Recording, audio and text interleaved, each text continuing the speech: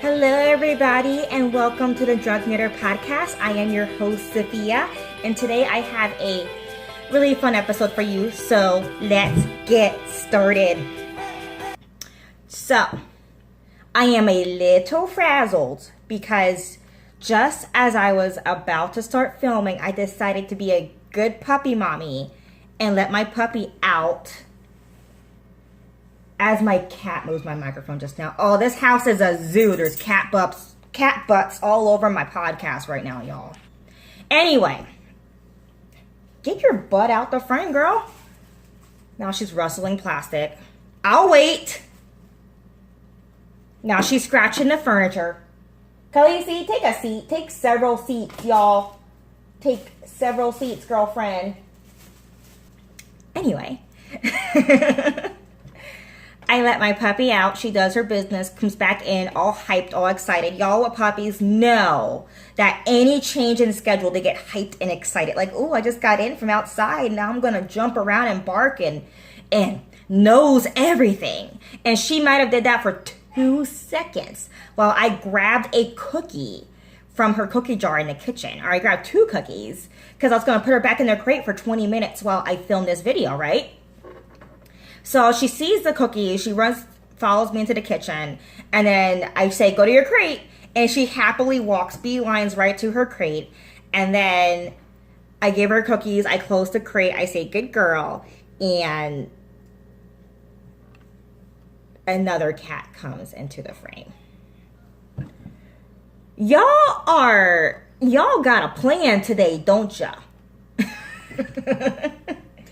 So I put her in her crate, I said, good girl, and then I go back to film my podcast. And I start to smell something. A smelly smell. A smell that smells like fresh dookie all up in my house. And I look down, and I'm walking barefoot. You know, I walk barefoot in my house, y'all. Like, sometimes I wear slippers, but this summer, I'm barefoot and happy. And I look down, and I am stepping in smeared fresh dog poop. Oh, it was so gross. And I look around, and I'm not wearing my glasses because I'm about to film, but I could just make out brown smudges all over my hardwood. And I squint into the kitchen, and there's brown smudges all over my tacky 70s flooring tile. And then I go into the bedroom, and there's smudges leading up all to the bedroom. And in my bedroom, I don't see any smudges because it's probably all deep into my plush white carpet. And it just stinks like dog poop. Straight up. So I'm like, you're staying in the crate till I get this mess settled. So that's why you might hear some barking. I'm going to try to edit all the barking out. And whining and woo. Y'all know that sound. I hate that sound. Stop it. I swear she's not going to spend the entire day in the crate. I just cleaned the floor. I did a spot cleaning, and then I'm going to sweep everything, and then I'm going to throw out my broom or burn it actually. Then I'm going to Swiffer the heck out of my floors, which my floor is due for a Swiffering anyway, so maybe this is a good thing. I mean, I sweep a lot, but the Swiffering part sorry. So I'm going to Swiffer my floor, and then after that, then we're going to let the dog out and hose her down. And then she's going to get into the bathtub and get a much needed bath. And then she'll be out to play. But it's going to be a few steps. Like, she might have to eat her breakfast outside if it's not raining, because she can't be in the house. We're going to have to carry her to the backyard. So anyway, I digress. That was my crazy morning. And now I'm back. Hey. And I'm going to have some fun things to talk about. We're going to talk about my fall collection, which is coming out this Friday. Hey, y'all. We're going to talk about some giveaways. We're going to talk about what I drank this week. And then we are going to talk about my design fails. Yay! So many fails. So many, but so many good things come out of these fails, and let's get the show on the road. So first, let's talk about what I've been designing this week. Look at my tequila and lime poncho. I am wearing it as, I don't know what that faces were, but I am wearing it as a crop top. For those who are listening, it is a faded, ooh, look, my pocket's hanging out. Hey, pocket. It is a faded, like ombre. Starts out with a lush dark green, and it fades into the color and into these beautiful like sunset colors, and it is just amazing. It ends in these tassels. The back is knit just like that. I'm wearing it with a black crop top, which I advise everyone to have a black crop top in their life to wear with things like this. Hopefully there's no deodorant stains on it as I show you my armpits. But I love this thing. So the construction of this is very simple, and because of the way I constructed it, it's knit pretty much like a triangular shawl in the round. So you can wear it like a shawl cowlet or like an infinity scarf. And then you can wear it like a poncho, or you could turn it on its side. Like, look how cute that is, like on an angle bias. This pattern is called Tequila and Lime because I was very inspired by this beautiful blanket that I bought in Cozumel. So I made my own version out of my hand spun, and I made it with using Knitpicks wool of Andes bulky, and then I faded it into my hand spun.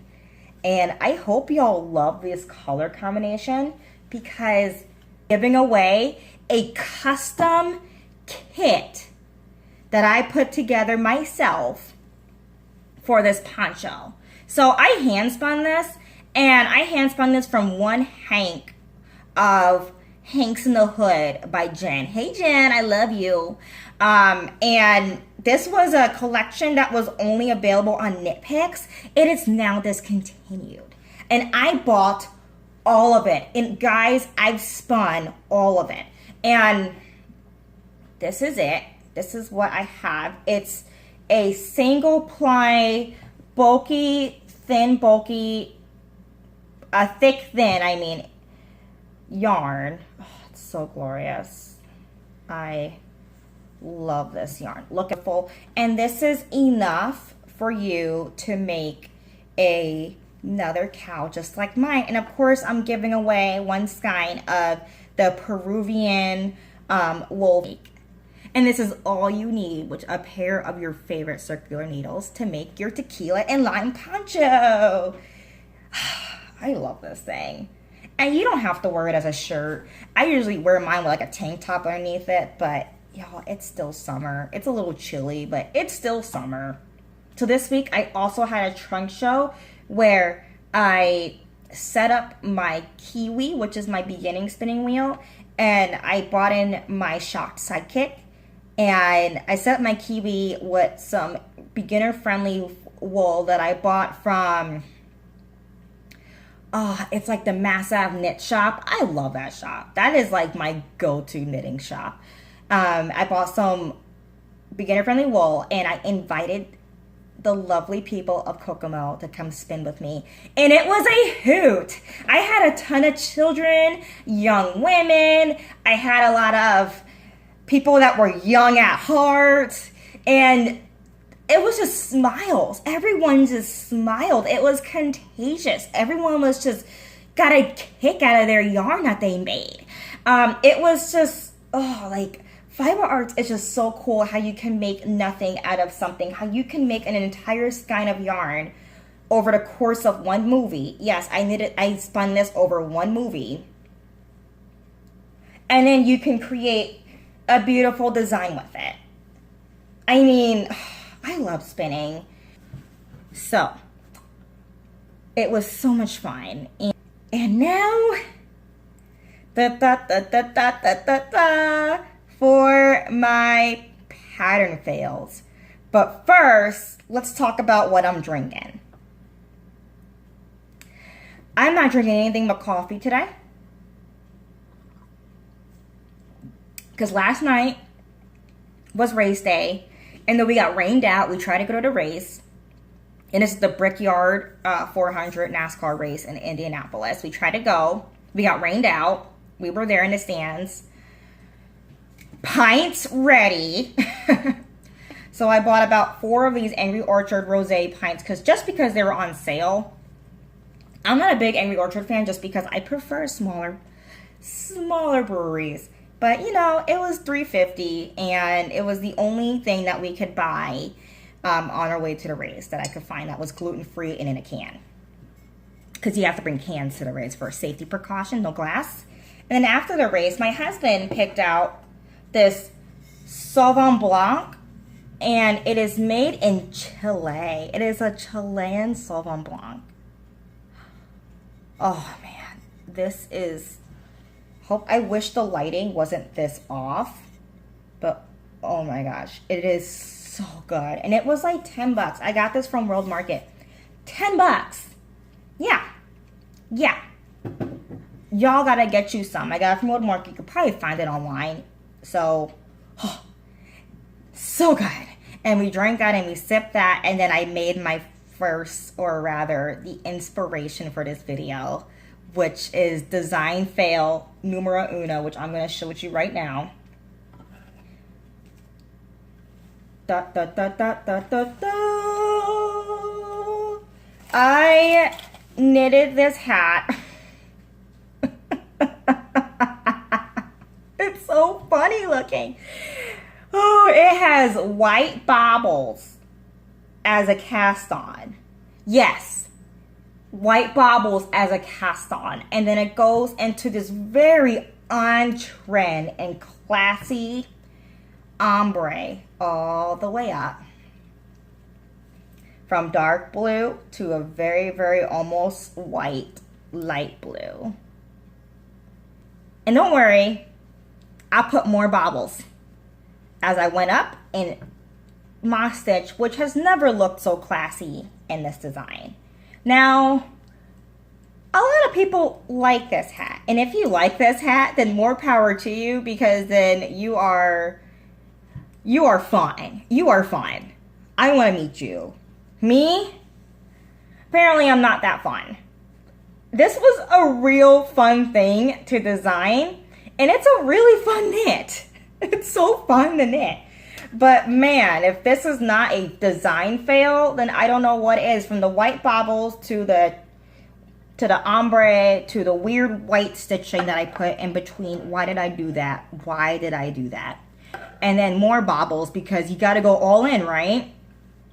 And now I'm in the pattern decreases, or the crown decreases, and I'm just like, well, I guess I gotta finish it now. But all is not lost, because what I've learned from this hat is that A, bobble hem is not a good idea for a adult hat. I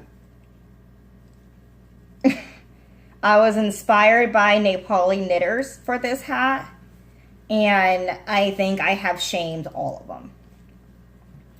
But as a cowl, y'all, as a cowl, can you not see this? Look at this as a cowl. Just look. Oh, yes. So, this design fail has turned into a design hallelujah. Because even though I am not completely in love with this design as a hat, I am very much in love with this design as a cowl. It's a little too small to be a cowl. Like, it'll be like a neck warmer. So I am going to keep this sample, and I'm going to knit another sample, because this was just so much fun. And how fun would this be, y'all, as a cowl with all like the baubles? And I probably won't put these baubles up here. I'll probably move them to the middle and then put like moss stitch baubles. So yes, this was a design fail. This makes a hilarious adult hat. And if you want this hat pattern, then I'm sorry, I'm not writing it up.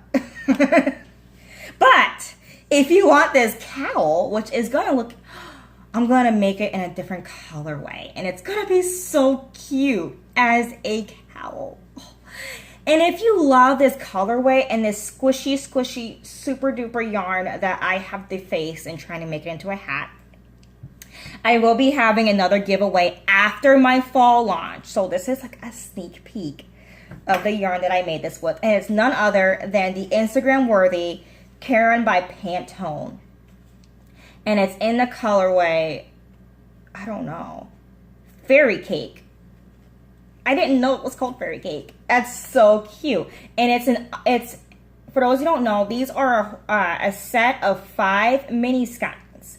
And they are, some of them are in like an ombre, like this one goes from a dark blue to white. And then some are just in complementary colors. They even got some that is just all one color.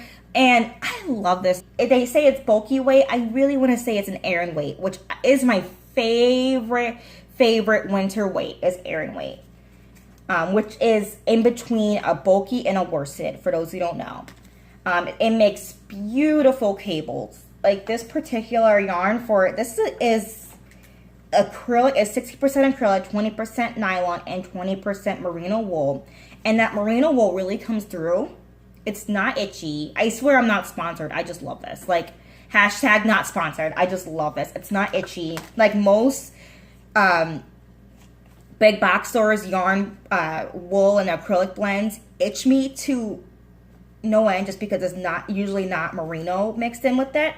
This merino is so soft and you can really feel it. Ugh, and it's machine washable and dryable.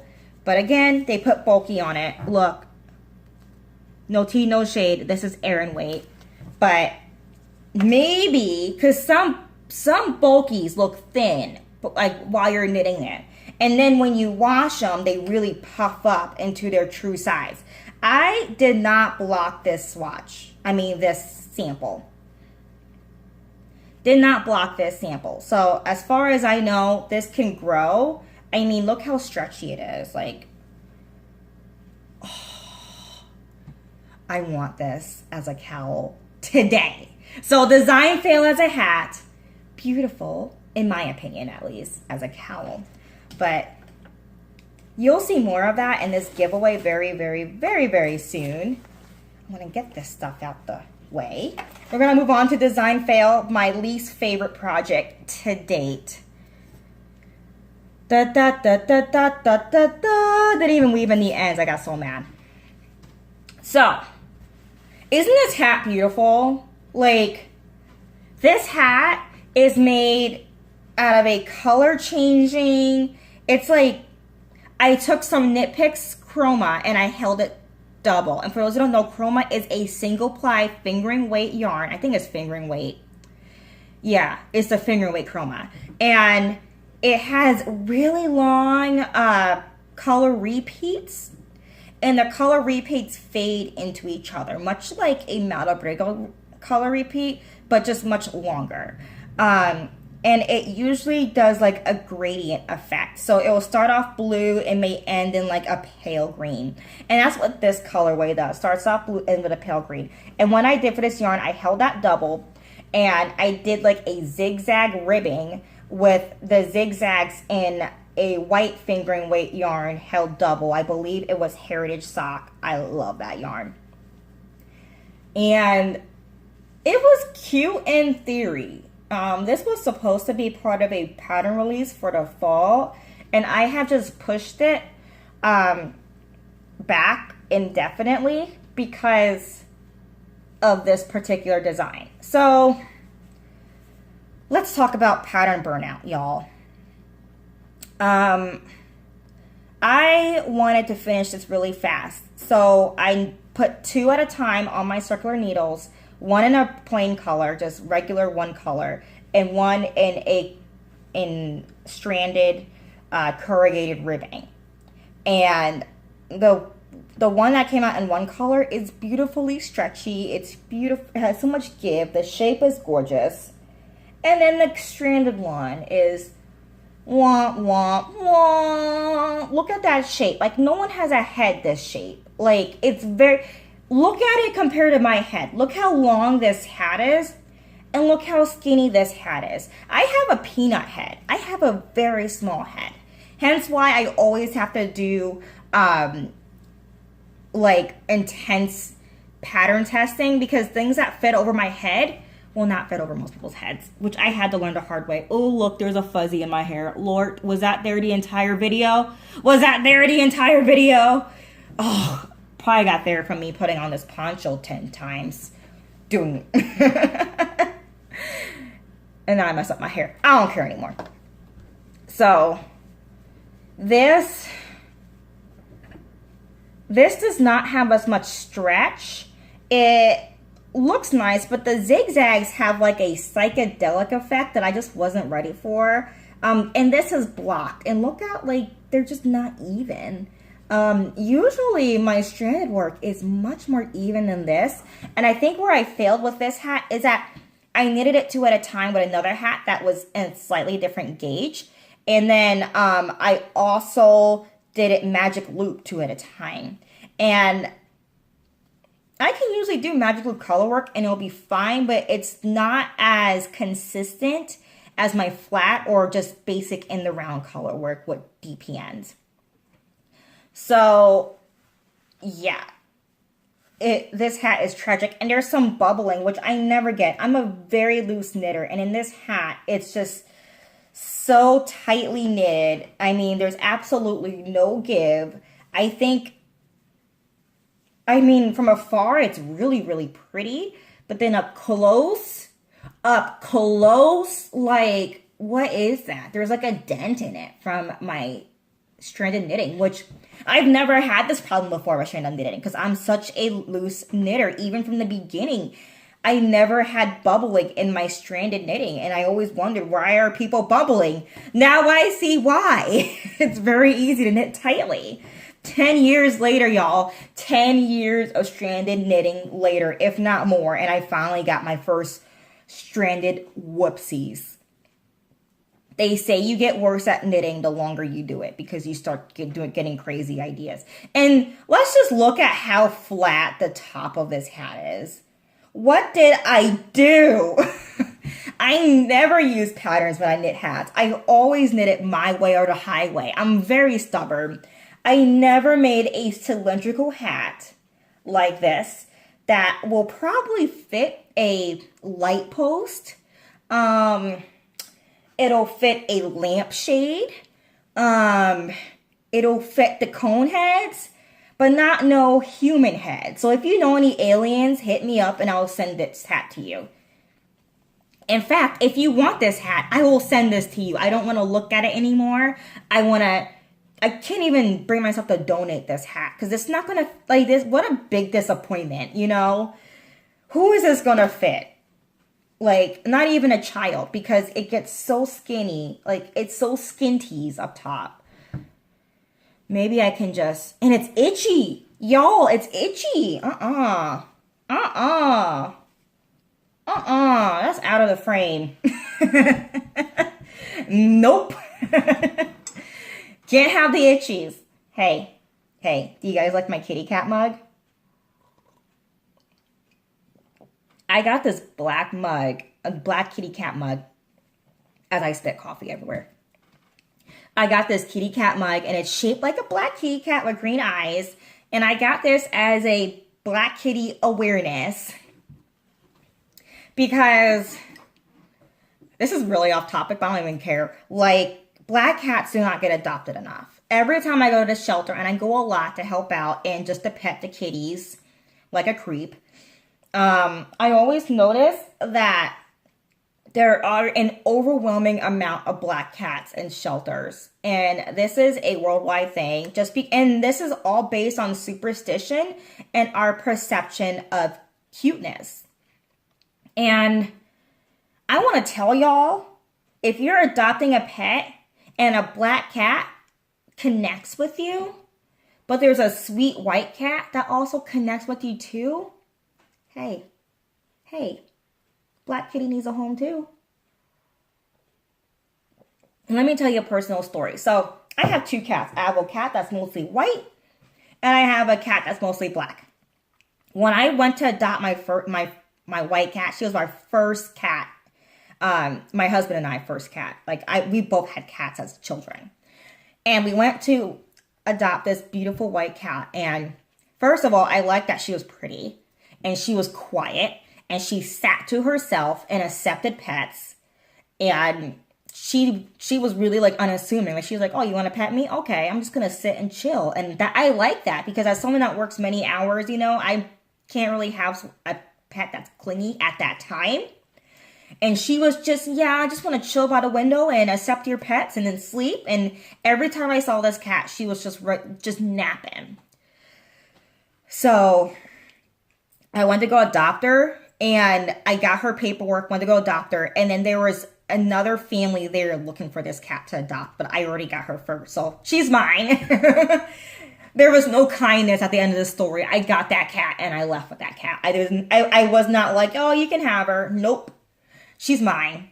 And she was only up for adoption for 5 minutes before she was adopted. Because at this shelter, the cats won't be ready. Like they might be available to be pet and bonded with, but you can't adopt them until they're fully ready and like announced on their website. So within minutes of being announced on her website, literally, because I lived across the street from this place, I ran over, made myself late for work, and adopted her. And within that 5 minutes, I'm not even exaggerating, 5 minutes. Lord, within 5 minutes, this dude was like upset because I got her first. He was nice, but he was clearly annoyed because he probably had to leave work too and get this cat. And she's such a sweetie. She's a good cat, but she's very standoffish. She's not really friendly with people that she don't know. She tends to run away from strangers, but she's a sweetie and she's very dedicated to, or very loyal to her owners, right? I swear the story's going somewhere. We moved, we buy a house, we still have our white cat, but she's getting kind of lonely. She makes a friend that she can't have physical contact with an outdoor cat named Oreo. And we try to bring Oreo inside, but he just prefers to be outside. And then as a result, he passes away during cold weather where we weren't home to let him in, and I guess no one else was able to let him in because he was a neighborhood cat and people would just help him out, And that year, we were really, really trying to get him to move in with us and retire and live out his golden years in our house. But it just wasn't in the cards. And just when and this was right before we really started to lose hope that he has passed on because we haven't seen him. We decided to go get another cat for our wonderful white cat to hang out with. And there was this really, really sweet cream-colored cat named Jafar. He was just like my cat when I adopted her. Quiet, wanted pets, liked to be left alone, but, probably make a really good companion. As you can see, I love standoff cats. And my husband was in a different section of the adoption room, and then he was like, come here, Sophia, I just been claimed. And I'm like, okay, well, sorry, Jafar. Apparently my husband has been attached already. And I go and I look, and there's this big black tomcat. He has some white on him, but he's mostly a black and white bicolor cat, tuxedo cat. I don't know the difference. And he's just rubbing his face against my husband's face and purring, and he's sitting on my husband's lap, and then he's hanging out with my husband and acts like he absolutely loves my husband. And we look, he's up for adoption. He's such a sweet boy. And so we adopted him. He was in his last shelter for a year. And this little guy is so happy, so friendly, and nobody wanted to adopt him, possibly because he was a black cat. And now he is so happy in my house. My cats love each other. They are partners in crime, as you can see from this video. Partners in crime. And this black cat has made my white cat come out of her shell. She is now greeting guests. She wasn't doing that before. She is now standing up for herself when it comes to the dog. She is jumping on strangers' laps. She is just coming out of her shell and being this cat that we always knew that she could be. Now that she has a buddy, and she's less lonely when we leave the house. She's more independent. You know, she used to always whine whenever I leave the house. Now when I leave the house, she's hanging out with her buddy. Like, there are times where she doesn't give me any attention when I leave, and I have to look for her and make sure she's not locked in a closet, as cats like to do. And they're underneath the bed snuggling. And it's just so nice. And if I have never took the step to adopt my black cat, my house honestly wouldn't have as much joy in it as what it does now. So that's my black cat story. And that's why I got this mug. It just means a lot to me.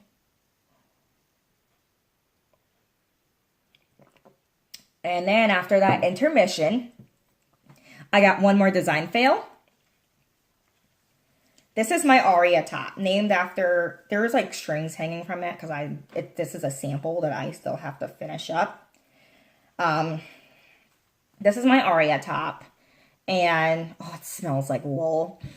This was a beautiful design. If I do say so myself, I love this thing. I'm actually in love with this. I wear this thing all the time.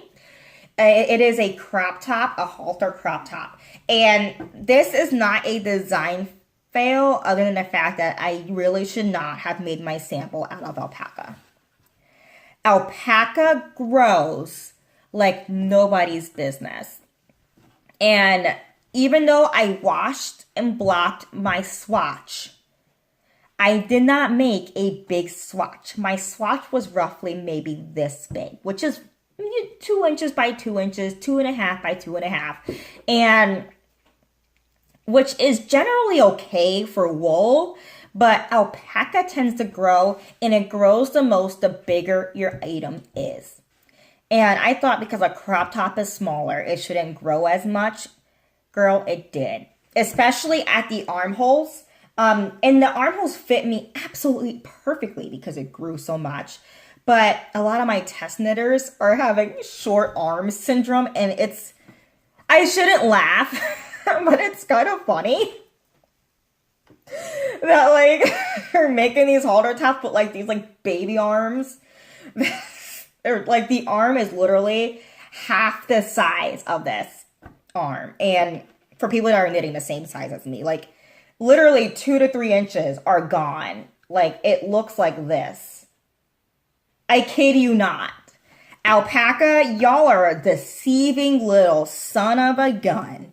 I love it though. It's so, so soft. So, I don't want my ladies that pick this same exact alpaca wool blend that I knitted this from to like get giant noodle arms afterwards, like really big hanging arms afterwards. So I'm gonna create a little section where if you're using a fiber other than alpaca, then please add 2 to 3 inches to the bodice, or else you're gonna have baby arms. Oh, I shouldn't laugh. And I just want to thank you test knitters for putting up with me. You're all getting a surprise. Thank you. Thank you.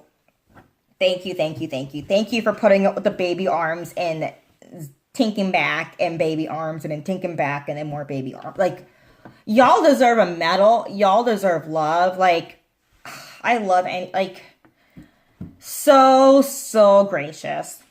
But yeah, looking at this top, it has grown so much since I knitted it. And the first time I made it, it wasn't even tight. Now it's like fitting. It still fits me very well, possibly because I may have gained a few pounds, after I made it, like 2-3 weeks ago. It was my birthday. And my husband's birthday a week later. And so maybe that's why I'm going to try it on again, because I think I'm now back to my normal weight, but we shall see. I mean, it smells so good. Oh, I love that woolly alpaca smell. And did I mention this is made out of Knitpicks, Dos Tierras. It's made out of Knitpicks, Dos Tierras, which is 50% baby alpaca, 50% wool. It is not superwash. It is glorious. It wears like a dream. I've worn this several times, and there's very, very, very slight wear under the underarm, which is amazing because this underarm is a bit higher, kind of like this. It fits exactly like this top. So there's going to be a lot of rubbing, you know, and I've worn this several times all day and no rubbing. And I mean, no pilling, and it's so soft. Like, this is probably my last alpaca sample just because the craziness of the way it blocks after the big project is done. Like, the bigger the project, the more it seems to stretch out. But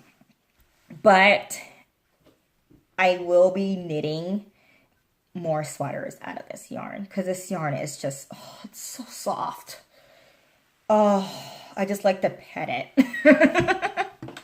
I recommend it to everybody. It's a little pricey. I want to say like one skein, it was like 200. One skein was about 20-ish, like $30, $20-ish, which, and it's a DK weight. So you're not getting a whole bunch in this skein. It's not like a sock yarn that's $20 and you get 400 meters.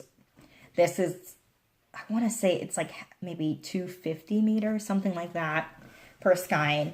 And it took almost 2 entire skeins to get this size 34 knit up. So you can only imagine how much you're going to need for my bigger sizes.